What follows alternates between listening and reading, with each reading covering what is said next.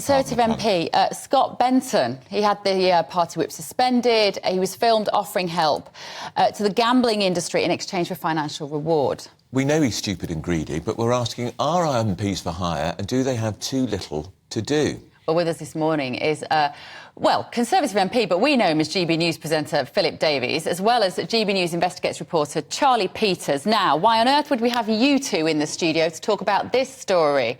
Tell us what happened, Phil.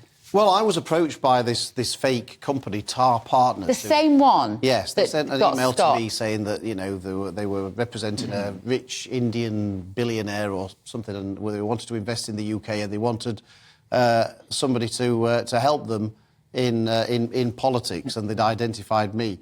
Now, I replied and said, look, one, MPs aren't allowed to lobby on behalf of businesses. Two, MPs are not allowed to give parliamentary advice. Three, I'm not interested in a job. But look, if you still want to meet, I'm very happy to, but given the above, you probably don't want to.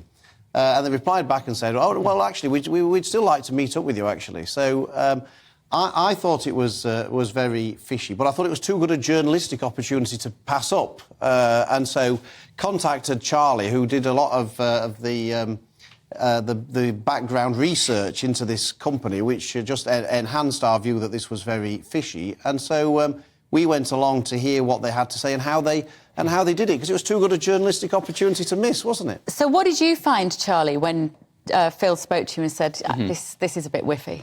Many obvious examples of fraudulence. So the office didn't exist. I turned up there pretending to be a delivery man, and the receptionist had no idea who Tar Partners were. I phoned their landline. It put me to an overflow company. I asked them how long they'd be taking calls for Tar Partners, and they said 4 days. Right. The LinkedIn profile for this William Kent, we now know as a senior investigative journalist at the Times, 0 followers, and didn't exist until the week before. So we were almost certain it was a sting, but actually a small part of us really hoped that it was an incompetent foreign family trying to mug off MPs, and we could possibly get an alternative sting there. So we went to this meeting, I think, with all opportunities on the table, hoping for either story, but it quickly became apparent that our original... So you turned the tables on the stingers? Yes, it was a very bizarre situation in which I was sat next to Philip in this meeting, where there were 2 sets of investigative journalists filming each other, which is not a particularly normal way to spend your Thursday morning. And they never smelt a rat? No, absolutely not. Well, they clearly don't watch enough GB News, Charlie, because they'd have known exactly who you were. I was disguised as an art student. They wouldn't have picked up on me. When you were when you were talking to Philip, did it seem even more obvious to you? Well, to be honest, they were very good. Were they? They were very, very good, I have to say that. So I went there knowing, in my own mind, this was a fake company who were just trying to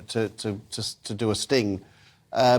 By the time the meeting had finished, I wasn't so sure anymore that they were a fake company. Really? They were very, very good. I mean, there was still the things that didn't add up, but actually there was a chance that they were a legitimate company, that they actually existed, but were just trying to act in a sort of corrupt manner. Yeah. And that's how good they were, because I went knowing that they were a fake company, if you see what I mean, and I still... So you know, when you ask them a question, when I asked them questions about who the family was, why is it they needed somebody to help them with regulation when all they were doing was investing in companies that already had people who did regulation and all these sorts of things, they never missed a beat with an answer. Did they offer you money? And if so, how much? No, we never got... I mean, I made it clear, like I say, right from the word go. I didn't want a job. I wasn't interested in a job. And I'd made that clear in the email to them. I made it clear again in the meeting with them that I wasn't interested. I also made it clear to them in the meeting as well. I have no idea why they'd want to employ an MP to do the stuff they were asking for.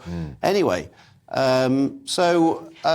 you know, but they were. I've got to take my hat off to the 2 reporters. They were very, very good. They'd done lots and lots of research and preparation and practice. Clearly, they never missed a beat whenever you asked them any kind of question at all. And so, did you take off your painter's smock or whatever it was that you were wearing to disguise yourself as an art student and say, "Ta-da! It's really us"? No, I hung around for a bit and waited for their conversation after Phil had left, in which that kind of confirmed to me more of our original suspicion.